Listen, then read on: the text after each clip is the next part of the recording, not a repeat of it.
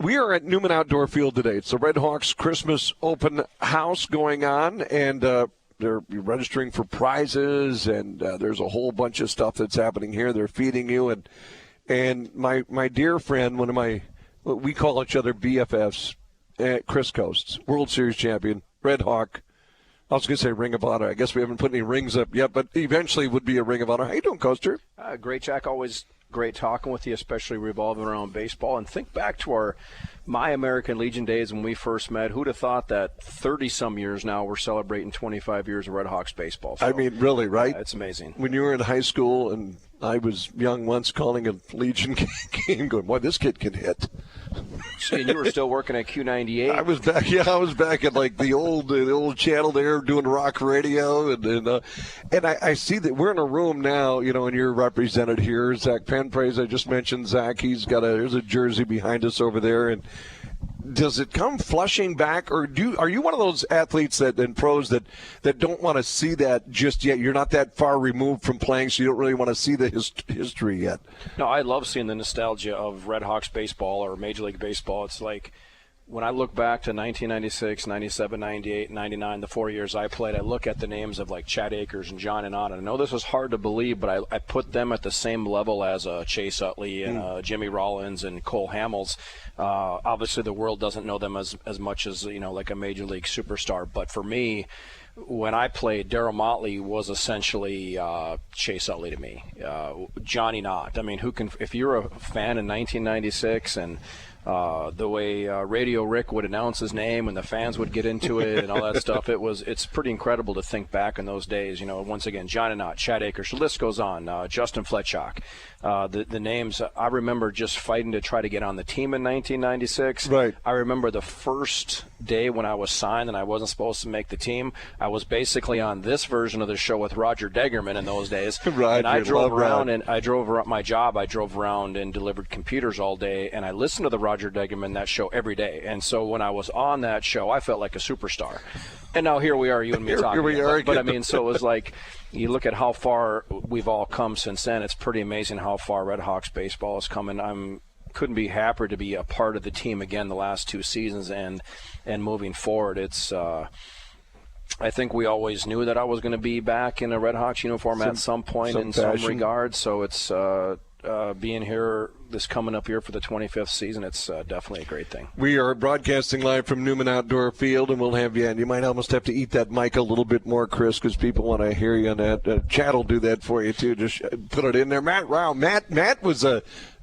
has been a grounds crew.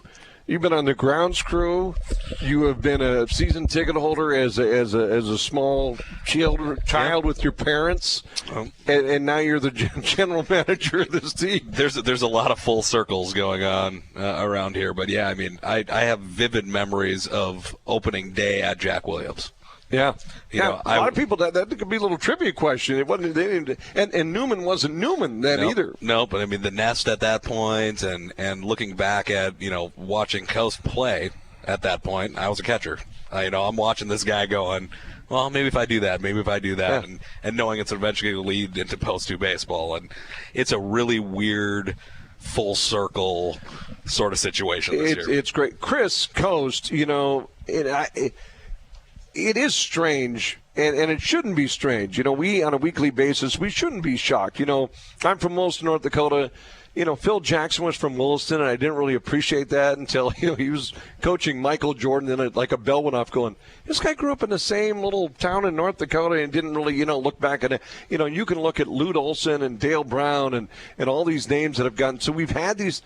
Did you ever, Chris, when you were with the Phillies, stop and think for a second, just allow yourself a second, hotel room, bus ride after a game going, a couple of years ago I was in independent baseball playing, and did that ever, or did you not, was not a conscious thing at the time that you were with the Phillies? No, almost on a daily basis, I thought of things like that. The amount of times when I'd go to a new ballpark or a ballpark for the first time. We were talking about Dodger Stadium, and I mean, the first time I went to Dodger Stadium, I went and sat out in the bullpen and looked at the ballpark from a different angle. Fenway Park, I made sure that I hit in batting practice. I hit some line drives up against that Green Monster. There wasn't a day, even in my fourth and fifth year. And the reason why is I knew it wasn't going to last forever. I was already pretty old when I got to the major league, so I made sure it never became normal. At the same time, as much as I respected my teammates and my opponents, and I was facing John Smoltz, future Hall of Famer Greg Maddux, and so on and so forth, homered off of both of those guys, by the way. I would have brought that up if Chris wouldn't have. In my head, I was going, there's something common about too. this. I can't leave Tommy, Tom Glavine you homered against Glavine, Smoltz, and Maddux? Yeah, so for me, I made sure I never let the life become normal. And so every day I treated it like it was my first day in the major leagues. It kept me motivated, excited. And just almost as important, it made me appreciate the paychecks every time I got a paycheck, too, because that's pretty cool, especially with the amount of money floating around baseball these days. Well, think about that. Now, I think Dan Michaels sent a group email to Derek and me and Chase and some of the people when Strasburg's contract dropped, and he broke it down per game, I think, or per start. It was like $1 million per start or $20,000 every pitch. So when you start breaking down these big numbers, you're not opposed, certainly, of guys making that money, I'd imagine, Chris, because if someone's willing to pay, certainly you're willing to earn. I think most people would probably have that theory. You didn't make what Rollins made or what Ryan Howard made, but you made a lot compared to what you were making for the RedHawks, unless, Matt, some of the books were – I mean, those were – what were you making? Can you tell us what you were making for the RedHawks in your first year? $700 a month. $700 a month. Before taxes. So when that was taxed and you cashed that, like $500? Yeah, I think it was direct deposit even back in those days at some point. But but for me, I felt like a millionaire, and that's how I would describe it to people. When I got paid, even at $700 a month, $350 a paycheck before taxes, right, to get paid anything to play baseball, especially the way baseball was perceived with the RedHawks that first year. Matt talked about Jack Williams. That was an amazing environment, whether it was the preseason in those first couple weeks, and then we moved into here before it was Newman. It was just the nest. And playing games here in front of a sellout crowd, it was to get paid to do that was pretty amazing. But, with the amount of money going around baseball nowadays, how much money does Major League Baseball take in? $15-20 billion a year. Someone's got to make some money. Someone has to. If a guy like a Garrett Cole is, right now the top guy, or one of the top 5 guys in an industry that generates that much money, he deserves to be paid incredible amounts of money for that year. Now, the 9 years, you could debate that. The amount of money per year, I would debate with anybody that he is in fact worth it for this coming up year, if he stays healthy, sure, things like that. Now, 9 years, that's a major question mark, but someone was going to do it. The Yankees were going to do it. They can afford to do it. They did it with Sabathia. It was groundbreaking back then, and then Sabathia opted out and got even more money after like his second or third year. So I would argue that Garrett Cole, Steven Strasburg, they are in fact worth that money for that particular year. But when you get to the end of that contract, that's where the big risk comes in. And the rub is you're maybe not getting them unless there's a 9-year or 7-year, right? Because someone else is going to do that. So you have to extend. That's the rub, isn't it? That's what the agent, when Scott Boras is sitting there with Garrett Cole and he's got an Angels offer and a Yankees offer and all that, yeah, they're looking at the dollars, I'm assuming, Chris, but they're also looking at those years. That's the guaranteed part. And that money's guaranteed. Yeah, guaranteed. And, on a side note, I was really hoping he was going to go to Anaheim or go to the Angels. And the reason why is the baseball world does, in fact, know who Mike Trout is, but Mike Trout needs to play in the playoffs. He needs to be in the World Series, and I know Anthony Rendon went there, but I think Garrett Cole would have had a bigger impact on the Angels than Anthony Rendon, and I'm one of Anthony Rendon's biggest fans, but another good position player is not enough for the Angels. They needed a Garrett Cole. If the Dodgers can pay that kind of money, obviously the Angels can as well. Mike Trout needs to be in the playoffs. Matt, you guys have in a smaller scale because you're capped and you have X number of dollars to work with, and Chris and Jim Bennett and all Anthony Rand's bit, all these guys that are involved in this. That's also on a much smaller scale what you guys have to go through when you build teams or retain players, right? Yeah, it's a lot less zeros. The decimal point's a little bit in. Decimal point's a little bit to the side, but yeah, I mean we would love to have everybody that we want when you're working under a salary cap and the roster rules that we have with minimum amount of rookies and maximum amount of veterans. That's always going to play into it. Major League Baseball doesn't have to worry about that, but I think that's also a big factor in why our league is so competitive to each other, is that it's forcing every team, not just who has the deepest pockets, to try to build a team every year. We're coming to you from Newman Outdoor Field. Before we break, I'm going to throw a little tease out there. Derek just showed me. I know that this is one of the things that we're talking about at the winter meetings out in San Diego, and one of them was that MLB was pushing for rules that requires pitchers to face at least 3 batters or finish a half inning, I think is the way that they put that. I believe that that has now been adopted, so that's going on. We'll touch base on that. And they did study. They brought out a four-person committee of scientists to find out if the baseballs in 2019 were juiced. The results are in. I said this earlier today. I feel like Maury Povich. You are not the father. We'll let you know the results of that. We're coming to you. You watch Maury Povich? I've seen it. Okay, I just don't know if I shot that one over the head or not. We'll come back. We're live at Newman Outdoor Field. World Series champion Chris Coste, Matt Rao, GM. The Book of Eli is here. Chad Eckren, Derek Hansen. The Pick 4 has been released. You can go to the 740thefan.com. More coming up. It's a Christmas open house from Newman on 740 The Fan.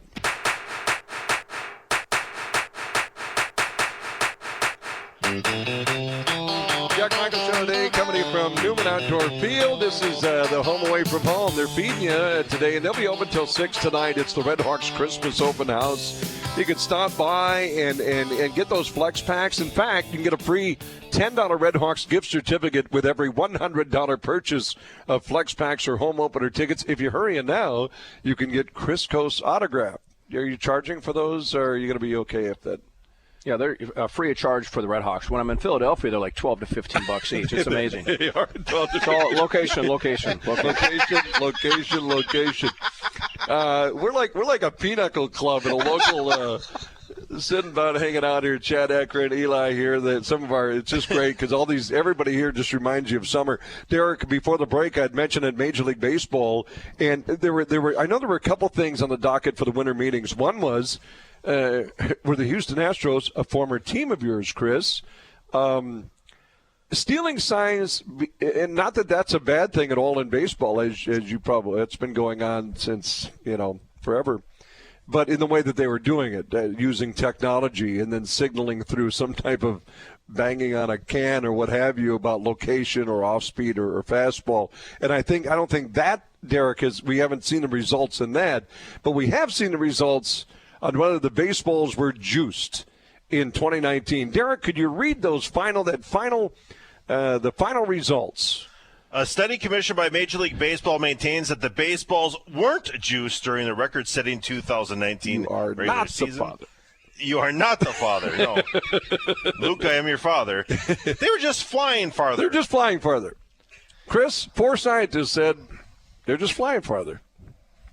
For every person that says that hitter didn't know he hit a home run and it goes 20 rows deep, I think Rob Manfred said, or not, a baseball analyst said that the other day, like Tim Kirchin or someone said, there's too many cases of a guy hitting the ball and he didn't even know it was gone. It goes 20 rows deep.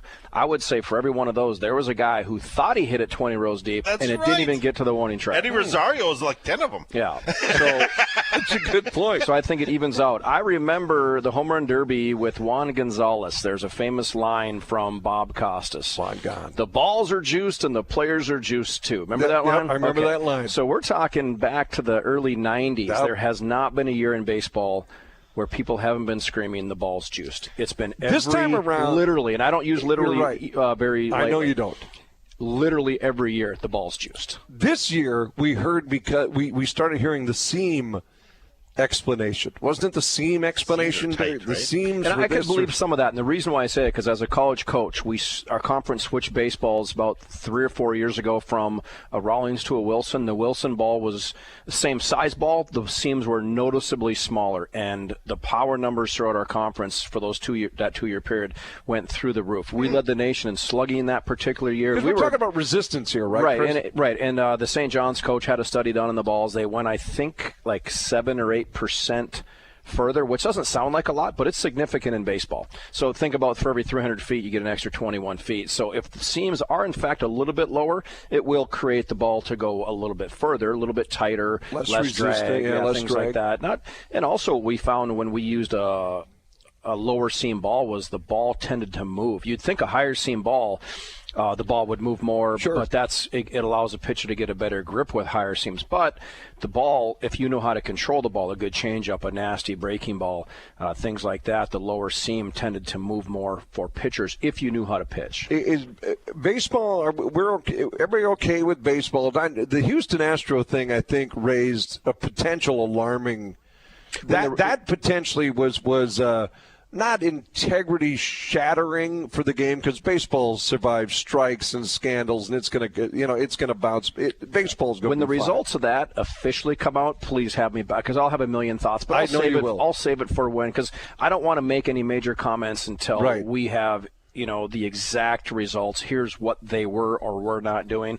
I have my beliefs on what they were doing, because it's not a surprise. But before I throw the Astros under the bus, which I would love to do if they in fact are cheating, and it would not be a surprise if they were, but I want to hear the exact results before we make a lot of crazy comments. You do agree, though, that the tipping location from just a general player to player would not be against. Oh, it's encouraged a lot of times. Right. Yeah, like with the Phillies, there are plenty of times where runner on second base looking at the catcher giving things away, whether it's signs or location. If you're foolish enough to show me, absolutely, right? Yep, absolutely. And the best who I ever played with at that kind of stuff was Chase Utley. He was amazing, and because he was so amazing at it, he assumed everybody else could do it too, which they couldn't. But he was amazing at it. So we had there was times in the playoffs or even at the end of the year where, against the Yankees especially, where we had to give multiple signs with no one on base, and I fought it tooth and nail. I'm like, what are they going to do? But it was like Chase Utley was so good at picking up stuff on opponents in a legal way that he just assumed everyone else was as well. Now, this electronic stuff is a whole totally different story. Ball of wax. Yeah. They say Steve Little. I mean, Ron Gardner credited him as the bench coach all the time. So Chase Utley's the next bench coach, because that's kind of the guy who does it all, right? Just looks at tendencies, and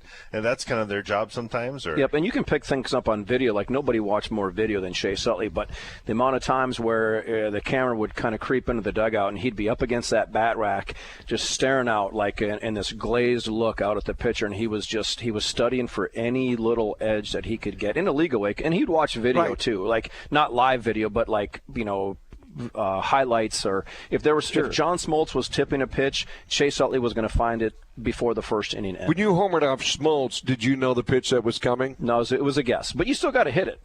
I guessed slider on that particular pitch. You guessed right. It was probably not a smart guess, because normally his slider, he just happened to throw the one bad slider in his entire career. So you took it out of the park. Yeah, it wasn't. And the problem with guessing, though, is sometimes you guess right and you take advantage of it. It makes you want to guess more often, and over time, guessing just doesn't. I know Chris Coste didn't fear. I'm sure you didn't fear anything when you played because you're confident. But Randy Johnson would put a lot of fear into people. You ever face a pitcher that had that? Bob Gibson, Maury would tell you stories about if you're digging, he would yell, "You just keep digging, buddy."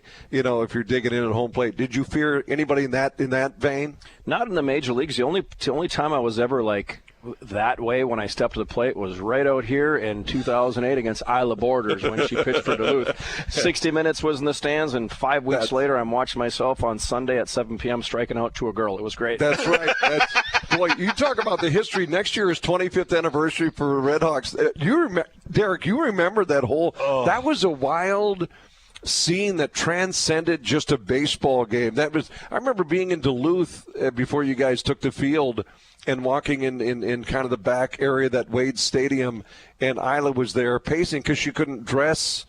in the locker room, and then it was the whole thing, and this is a guy's sport, and what's a woman doing this? And that was back 1998. Well, she played before that, but 1998 was when she would have pitched against. Did I say 2008? Yeah. I meant 1998. Yeah. 2008, you were playing for the World Series. Yeah, that's right. It was a little different. Yeah, 1998, which we also won the Northern League title that year too. But it was 1998. It was a little bit later in the year. It was her first official start because she came out of the bullpen and she was fierce. It wasn't that she was this.